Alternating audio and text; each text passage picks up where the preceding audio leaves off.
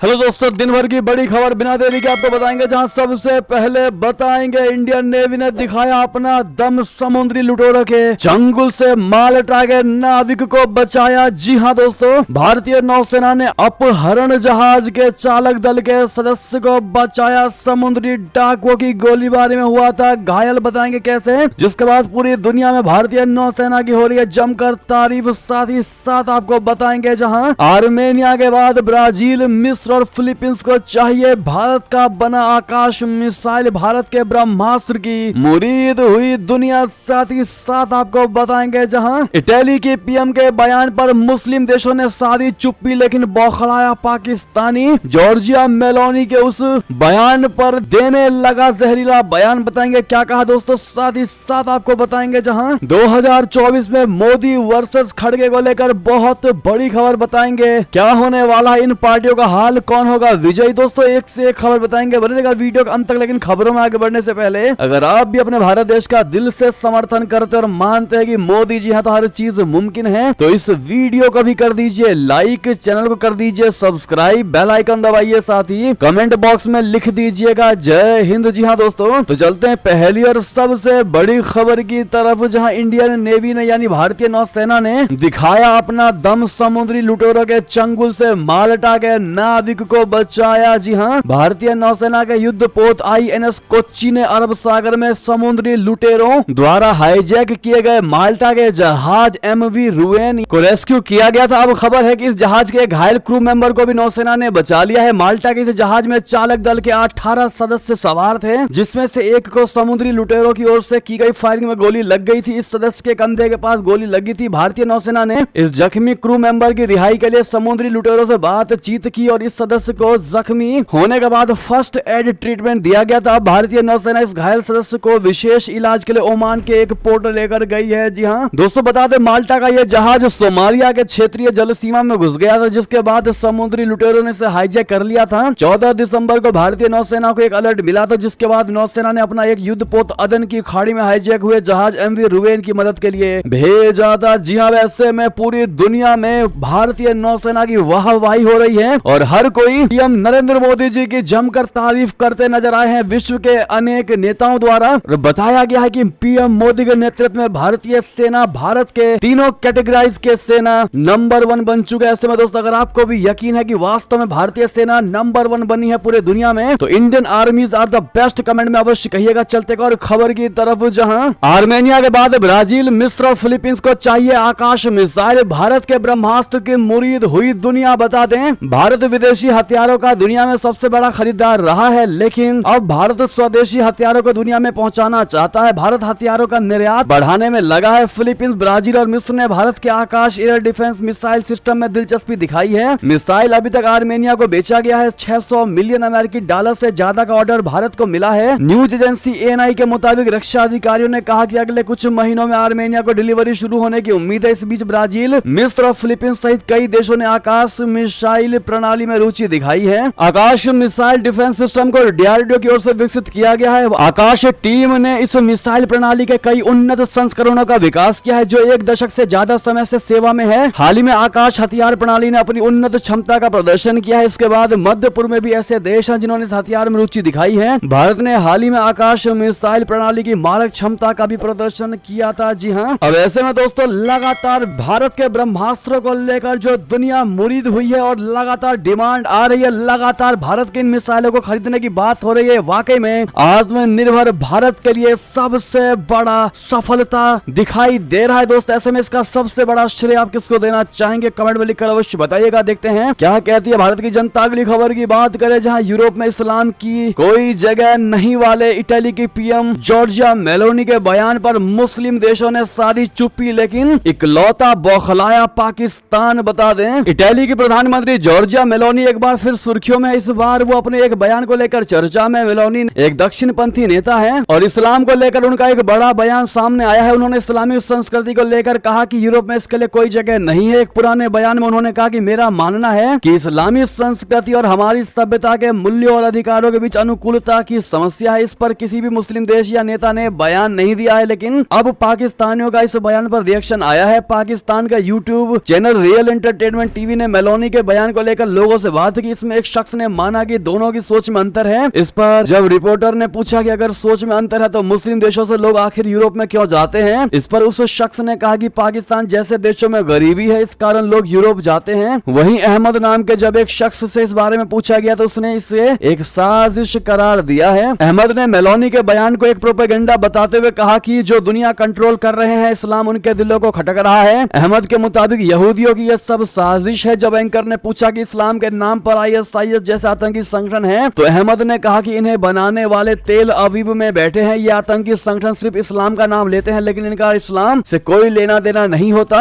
अहमद ने कहा कि अमेरिका समेत सब कुछ यहूदी कंट्रोल कर रहे हैं। वहीं एक शख्स ने कहा कि दुनिया अल्लाह की बनाई है और हर जगह इस्लाम होना चाहिए। बहरहाल दोस्तों, मेलोनी ने जो बेबाक होकर के बयान दिया, चाहे आप उसको गलत कहें या सही कहें, जो भी कहें, अब ऐसे में अन्य मुस्लिम देश वाकई में इस मुद्दे पर चुप है लेकिन पाकिस्तान इकलौता देश इसको साजिश बचाने की कोशिश कर रहा है। इस पर आपकी क्या राय होगी दोस्तों? और इटली के PM जॉर्जिया मेलोनी के उस बयान को आप लोग किस नजरिए से देखते हैं और आपकी इस पर क्या राय होगी? क्या उन्होंने ये विवादित बयान दिया है या नहीं दिया है? जो भी आप कहना चाहें बताइएगा जरूर। अगली खबर की बात करें, जहां प्रधानमंत्री मोदी ने नेतन्याहू से की बात, भारतीय श्रमिकों को इजरायल भेजने पर हुई चर्चा। बता दें, प्रधानमंत्री नरेंद्र मोदी जी ने मंगलवार को कहा कि उन्होंने अपने इजरायली समकक्ष बेंजामिन नेतन्याहू से टेलीफोन पर बात की है। ये बातचीत ऐसे समय में हुई है जब भारत ने लगभग सप्ताह पहले गाजा में तत्काल युद्ध विराम के लिए संयुक्त राष्ट्र के प्रस्ताव के पक्ष में मतदान किया था। प्रधानमंत्री मोदी जी ने मंगलवार को ट्वीट कर कहा कि इजरायल के प्रधानमंत्री नेतन्याहू के साथ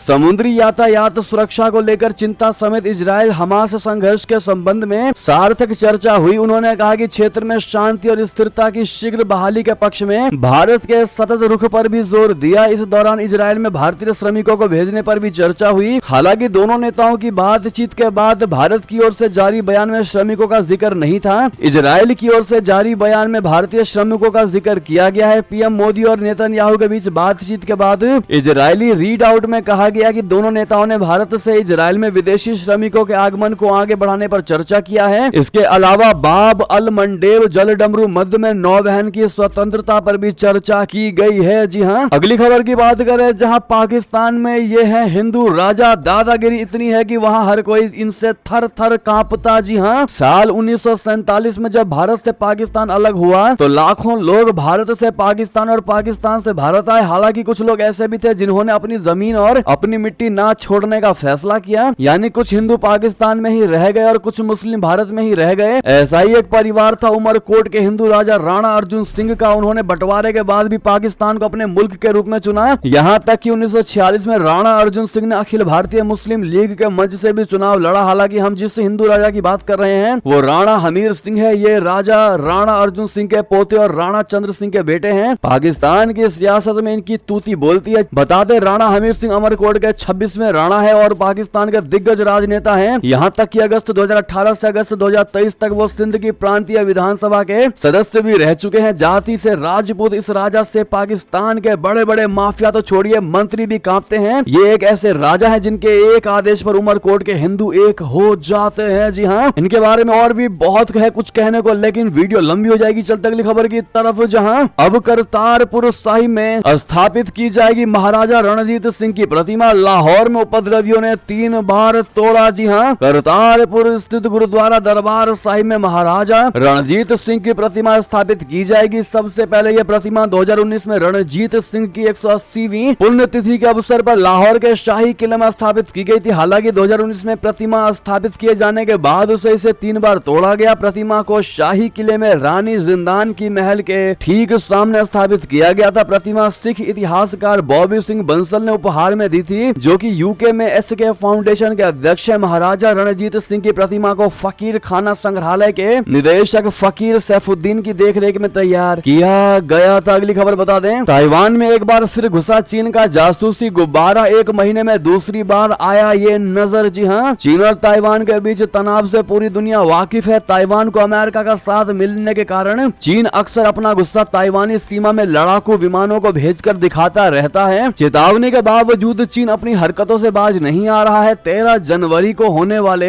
राष्ट्रपति और संसदीय चुनाव से पहले ताइवान सैन्य और रणनीतिक दोनों तरह की चीनी गतिविधियों को लेकर हाई अलर्ट पर है। ताइवान में इस बार चीन का जासूसी गुब्बारा आतंक का कारण बना हुआ है। ताइवान ने एक बार फिर चीनी जासूसी गुब्बारे को लेकर शिकायत शिकायत की है। ताइवान द्वीप के रक्षा मंत्रालय ने बताया कि 2 संदिग्ध चीनी गुब्बारे रविवार को संवेदनशील ताइवान जल डमरू मध्य में उड़ते हुए देखे गए। उन्होंने कहा कि लेकिन दोनों गुब्बारे ताइवान के उत्तर में उड़ते दिखाई दिए। इस महीने में यह दूसरी बार ताइपे ने चीनी गुब्बारे होने की सूचना दी है। चलते अगली खबर की तरफ, जहां पाकिस्तान पर मेहरबान तो बांग्लादेश पर टेढ़ी निगाह, भारत के पड़ोस में अमेरिका की गंदी हरकत, क्या होगा असर, बता दे। पाकिस्तानी सेना प्रमुख जनरल असीम मुनीर इस समय अमेरिका में हैं। इस दौरान उन्होंने अमेरिकी रक्षा मंत्री लॉयड ऑस्टिन और विदेश मंत्री एंटनी ब्लिंकन से मुलाकात की। माना यह जा रहा है कि जनरल मुनीर ने संविधान के अनुच्छेद 370 पर आए भारतीय सुप्रीम कोर्ट के फैसले के साथ साथ अफगानिस्तान के हालात पर चर्चा की। असीम मुनीर की यात्रा ऐसे समय हो रही है जब एक सप्ताह पहले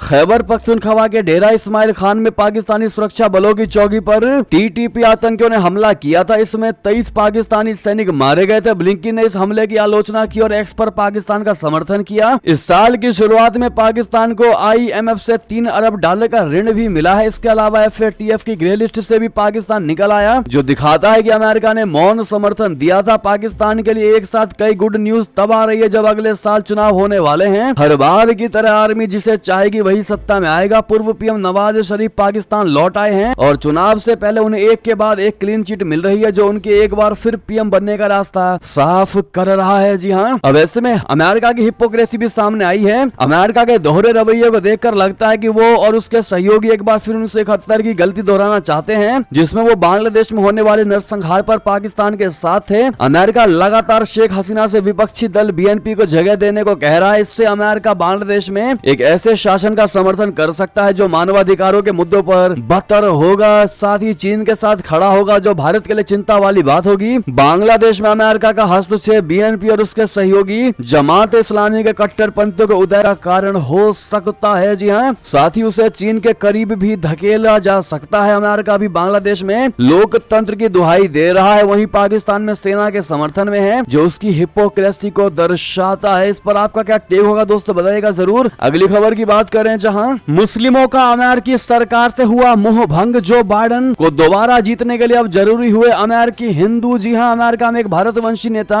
और डेमोक्रेटिक पार्टी के फंड रेजर रमेश कपूर ने दावा किया है कि जो बाइडेन को दोबारा राष्ट्रपति बनाने में भारतीय अमेरिकी समुदाय की भूमिका अहम हो सकती है। उन्होंने कहा कि डेमोक्रेटिक पार्टी को हिंदू अमेरिकियों को एकजुट करना चाहिए, क्योंकि वे अगले साल राष्ट्रपति जो बाइडेन को फिर से चुने जाने में महत्वपूर्ण भूमिका निभा सकते हैं। उन्होंने दावा किया कि इजराइल हमास युद्ध के कारण मुस्लिम अमेरिकी समुदाय की तरफ से डेमोक्रेट पार्टी को झटका मिल सकता है। मैसाचुसेट्स स्थित डेमोक्रेट पार्टी के लिए राजनीतिक फंड इकट्ठा करने वाले भारतवंशी Ramesh Kapoor Democratic National Committee की रिट्रीट में शामिल होने के लिए रमेश कपूर वॉशिंगटन में मौजूद थे। उस दौरान उन्होंने कहा कि हिंदू अमेरिकी और भारतीय अमेरिकी पारंपरिक तौर पर डेमोक्रेट पार्टी के समर्थक रहे हैं, लेकिन बीते कुछ चुनाव में भारतीय अमेरिकियों के वोट प्रतिशत का कुछ हिस्सा रिपब्लिकन पार्टी को मिलना शुरू हो गया है। जो बाइडेन के करीबी माने जाने वाले कपूर मीडिया से बात करते हुए बताया कि वे इस कोशिश में जुटे हैं कि अमेरिका में रहने वाला हिंदू समुदाय बाइडेन प्रशासन का समर्थन करे, तभी पॉसिबल हो सकता है कि जो बाइडेन चुनाव जीते और फिर से राष्ट्रपति बने। बहरहाल दोस्तों, इस पर आपकी क्या राय होगी, बताइएगा जरूर। अगली खबर की बात करें, जहां लोकसभा चुनाव 2014 से पहले भी सुर्खियों में था दाऊद इब्राहिम। गैंगस्टर की मौत को कंफर्म या खारिज क्यों नहीं कर पाता पाकिस्तान, आपको बता दें। भारत के मोस्ट वांटेड भगौड़े और दुनिया के तीसरे सबसे बड़े अंडरवर्ल्ड डॉन दाऊद इब्राहिम को जहर देने, उसके अस्पताल में भर्ती होने और मर जाने की अटकलों को कंफर्म या खारिज करने को लेकर पाकिस्तान पेशो पेश में ही फंसा रहा। हालांकि सोशल मीडिया पर वायरल होने की स्पीड से ये चर्चा आउट हो गई। विश्वसनीय खुफिया सूत्रों ने भले ही इसे अफवाह बताया, लेकिन राजनीतिक जानकारों ने इसे भारत और पाकिस्तान दोनों देशों में अगले साल होने वाले आम चुनाव, बोले तो जनरल इलेक्शन से जोड़कर देखने की कोशिश की। पाकिस्तान में अचानक इंटरनेट बंद होने और विपक्षी यानी पूर्व प्रधानमंत्री इमरान खान की पार्टी पाकिस्तान तहरीक इंसाफ यानी PTI की एक वर्चुअल मीटिंग में कनेक्टिविटी ब्रेक किए जाने को भी इस शिगुफे से जोड़ा गया था। अब आपको बताते हैं दोस्तों कि कैसे दाऊद इब्राहिम को लेकर पाकिस्तान अंतर्राष्ट्रीय तौर पर क्यों हमेशा असमंजस में रहता है, साथ ही माफिया डॉन से आखिर उसका क्या रिश्ता है कि उसे वर्षों से छिपा कर भी रखा हुआ है। दरअसल मुंबई में 30 साल पहले 12 मार्च 1993 को एक के बाद एक सिलसिलेवार 12 बम धमाके को अंजाम देकर सैकड़ों बेगुनाह आम लोगों की जान ले ली गई थी। दाऊद इब्राहिम ने मजहबी कट्टरपंथ की खातिर इस शैतानी कांड के अंजाम देकर 1400 से अधिक मुंबई करों को अपंग कर डाला था। भारतीय जांच एजेंसी से घबराकर भागे दाऊद इब्राहिम को पाकिस्तान पाकिस्तान ने न सिर्फ शरण दी बल्कि 3 दशकों से छिपाकर उसे मेहमान की तरह पाला पोसा बड़ा किया। भारत की ओर से लगातार सबूत पेश किए जाने के बावजूद भी पाकिस्तान सार्वजनिक तौर पर इससे इनकार करता रहा है कि दाऊद इब्राहिम के उसके यहाँ छिपा हुआ है या नहीं। पाकिस्तान में बेनजीर भुट्टो, नवाज शरीफ और इमरान खान तीनों प्रमुख दलों और नेताओं की सरकार आई और गई। बीच बीच में सीधे तौर पर सेना की हुकूमत भी रही, मगर पाकिस्तान में कभी भी कुख्यात दाऊद इब्राहिम को लेकर सच कबूलने की हिम्मत किसी में ना हो सकी। जी हाँ, और यही सबसे बड़ा कारण है दोस्तों कि पाकिस्तान अब दाऊद की मौत पर पूरी दुनिया को ये नहीं बता सकता कि दाऊद मर गया या फिर जिंदा है, क्योंकि इससे पता चल जाएगा कि दाऊद पाकिस्तान में ही है। बहरहाल इस पर आपकी जो भी राय हो दोस्तों बताएगा जरूर। दुनिया सब कुछ जानती है, पर पाकिस्तान अपने मुंह से कह दे तो उससे अच्छा कुछ हो नहीं सकता, लेकिन पाकिस्तान ऐसा करेगा नहीं। आखिर उसकी रोजी रोटी ही आतंकवादियों से चलती है। मानते कि नहीं आप लोग दोस्तों? अपनी राय अवश्य दीजिएगा। किसी एक खास व्यक्ति ने हमें कमेंट में किया था कि पाकिस्तान कभी आतंकवाद नहीं छोड़ सकता, उसकी रोजी रोटी ही आतंकवाद है। ऐसे में आप लोग दोस्तों कमेंट करते तो हमें बहुत अच्छा लगता है। हम आपके एक एक कमेंट को पढ़ते हैं और लाइक भी करते हैं, तो भारी मात्रा में अपनी राय रखिएगा। साथ ही साथ सामने लाइक का बटन है दोस्तों, प्लीज दबा दीजिएगा ताकि हमें भी सपोर्ट मिलता रहे। चलते हैं और खबर की तरफ, जहां लाल सागर को बना देंगे कब्रिस्तान। जी हां, बौखलाए यमन के हूती रक्षा मंत्री। अमेरिका और इजराइल को दे दी खुली धमकी। बता दें, अमेरिका के लाल सागर में कई देशों के साथ मिलकर मैरीटाइम टास्क फोर्स की तैनाती ऐलान किए जाने के बाद ईरान समर्थक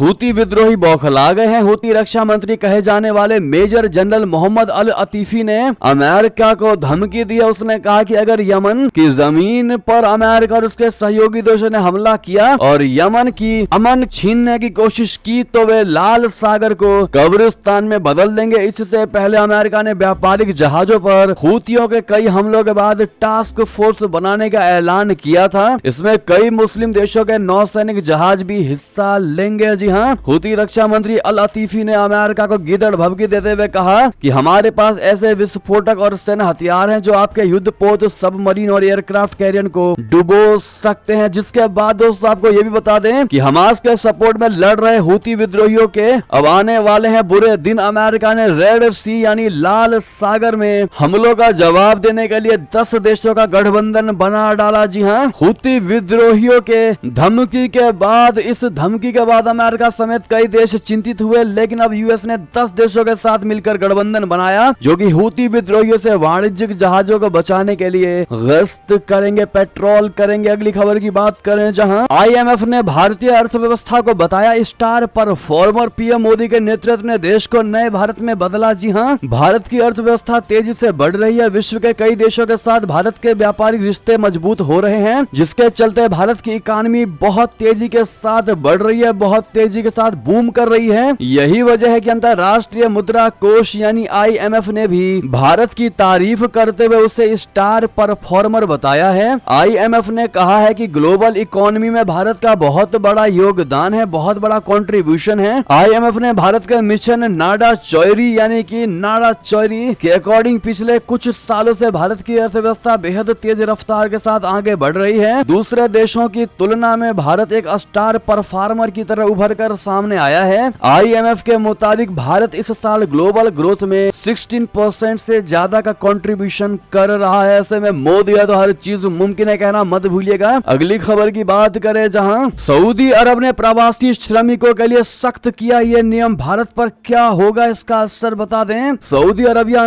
अकुशल श्रमिकों को यानी कि अनस्किल्ड श्रमिकों को देश में आने से रोकने के लिए अपने वीजा नियमों को सख्त करता जा रहा है। अब किंगडम ने घोषणा की है कि वो अपने व्यावसायिक वेरिफिकेशन प्रोग्राम यानी वोकेशनल वेरिफिकेशन प्रोग्राम को 160 से अधिक देशों के लिए लागू करने वाला है। यानी इन देशों से आने वाले सभी प्रवासी श्रमिकों को वेरिफिकेशन प्रोग्राम का एक टेस्ट पास करना होगा। सऊदी श्रम अधिकारियों का कहना है कि इस कदम का उद्देश्य श्रम बाजार को रेगुलेट करना और अकुशल श्रमिकों को सऊदी में आने से रोककर कुशल श्रमिकों को लाना है। ऐसे में क्या वाकई में भारत पर इसका असर पड़ेगा? दोस्तों आप क्या कहते हैं? हम आपको बता दें, भारत से लाखों की संख्या में कामगार काम की तलाश में सऊदी अरब का रुख करते हैं। सऊदी सरकार के किसी भी फैसले का भारत पर बहुत असर होता है। सऊदी ने जब सबसे पहले व्यावसायिक वेरिफिकेशन प्रोग्राम शुरू किया था, भारत उन पहले देशों में शामिल था जिनके श्रमिक इस वेरिफिकेशन प्रोग्राम के तहत सऊदी जा रहे थे। जी हाँ, अगली खबर की बात करें, जहां पर कोरोना स्ट्रेन JN.1 से इंसानों को आखिर कितना खतरा, WHO ने इसे बताया वेरिएंट ऑफ इंटरेस्ट। जी हाँ दोस्तों, विश्व स्वास्थ्य संगठन ने कोरोना योजना को उप स्वरूप JN.1 को वेरिएंट ऑफ इंटरेस्ट के रूप में वर्गीकृत किया है, कैटेगराइज किया है, लेकिन कहा है कि इससे सार्वजनिक स्वास्थ्य को ज्यादा खतरा नहीं है। JN.1 को पहले इसके मूल वंश BA.2.86 के एक भाग के रूप में रुचि के एक प्रकार के रूप में वर्गीकृत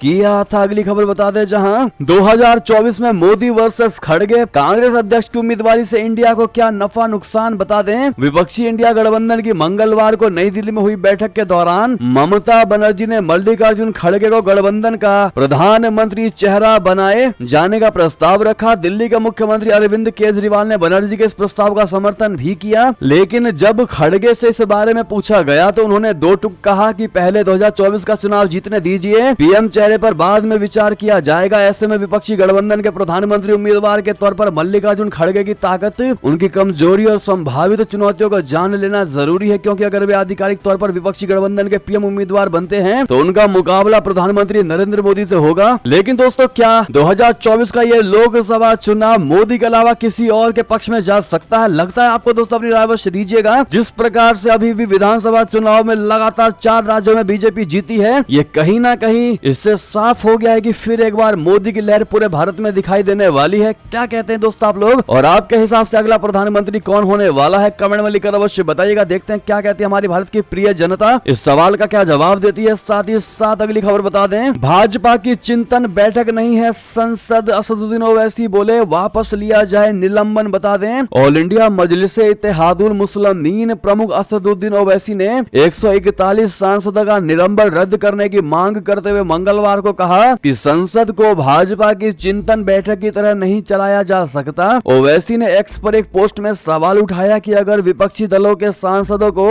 एक झटके में निलंबित या निष्कासित कर दिया जाता है तो लोकतंत्र में क्या बचा फिर। उन्होंने पोस्ट में लिखा कि 141 विपक्षी सांसदों को संसद से निलंबित कर दिया गया है। यदि विपक्षी सांसदों को एक झटके में निलंबित या निष्कासित कर दिया जाए तो लोकतंत्र में क्या बचता है। भाजपा के पास संसद में प्रचंड बहुमत है, फिर भी वो विपक्ष की आवाज के प्रति इतनी असहिष्णु नहीं क्यों है। संसद को भाजपा की चिंतन बैठक की तरह नहीं चलाया जा सकता, निलंबन वापस लिया जाना चाहिए। बहरहाल दोस्तों, इस पर आपकी जो भी राय हो बताएगा जरूर। ऐसे में विपक्षों की बौखलाहट क्लियर नजर आ रही है। अगली खबर की बात करें, जहां श्री राम मंदिर प्राण प्रतिष्ठा में शामिल होंगे अडानी और मुरली मनोहर जोशी, निमंत्रण लेकर घर पहुंची विश्व हिंदू परिषद। जी हां, अयोध्या में 22 जनवरी 2024 की तारीख इतिहास के पन्नों में दर्ज होने वाली है। इस दिन भव्य राम मंदिर की प्राण प्रतिष्ठा होना है। ऐसे में सभी तैयारियों को तेज कर दिया गया है। इस बीच मंगलवार को विश्व हिंदू परिषद यानी विहिप ने पूर्व उप प्रधानमंत्री लाल कृष्ण आडवाणी और पूर्व केंद्रीय मंत्री मुरली मनोहर जोशी को इस भव्य प्राण प्रतिष्ठा के लिए आमंत्रित किया है। आमंत्रण लेकर दोनों नेताओं ने कहा कि आने की पूरी कोशिश करेंगे। अगली खबर आपको बता दें, जहां आखिर कौन है चंदा देवी जी ने बीच भाषण पीएम मोदी से मिल गया चुनाव लड़ने का ऑफर। जी हां, प्रधानमंत्री नरेंद्र मोदी जी ने वाराणसी में विकसित भारत संकल्प यात्रा के तहत विभिन्न सरकारी योजनाओं के लाभार्थियों से संवाद किया और उन्हें विकास की दिशा में आगे कदम बढ़ाने के लिए प्रेरित किया। इस दौरान पीएम मोदी जी ने चंदा देवी नाम की एक लखपति महिला से बात की, जिसका वीडियो सोशल मीडिया पर वायरल हो गया। पीएम मोदी ने महिला से पूछा कि तुम इतना बढ़िया भाषण दे रही हो, क्या चुनाव लड़ोगी? बाद में बरकी में आयोजित रैली को संबोधित करते हुए भी प्रधानमंत्री मोदी जी ने चंदा देवी का जिक्र किया। उन्होंने कहा कि आज चंदा देवी का भाषण सुना, मैं कह सकता हूं कि बड़े बड़े लोग इतना अच्छा भाषण नहीं दे सकते, वो हमारी लखपति दीदी है। प्रधानमंत्री ने कहा कि आज मैंने उनसे यानी चंदा देवी से बातचीत की, उनसे पूछा तो सटीक जवाब दिया। इस संकल्प यात्रा से मुझे और सभी साथियों को समाज के भीतर की शक्ति व सामर्थ्य को जानने का अवसर मिला। साथ ही साथ दोस्तों, ये थी अभी की सारी बड़ी खबरें। आपको हमारी खबर कैसी लगी? आशा करता हूँ बहुत अच्छी लगी होगी। अगर थोड़ी भी अच्छी लगी है तो इस वीडियो को दोस्तों में, भाइयों में, साथियों में, रिश्तेदारों में शेयर अवश्य कर दीजिएगा। और अभी कर दीजिए इस वीडियो को लाइक, चैनल कर दीजिए सब्सक्राइब, बेल आइकन दबाइए। साथ ही कमेंट बॉक्स में लिख दीजिएगा जय हिंद जय भारत। और यहाँ तक बने रहने के लिए आप सभी का बहुत बहुत धन्यवाद।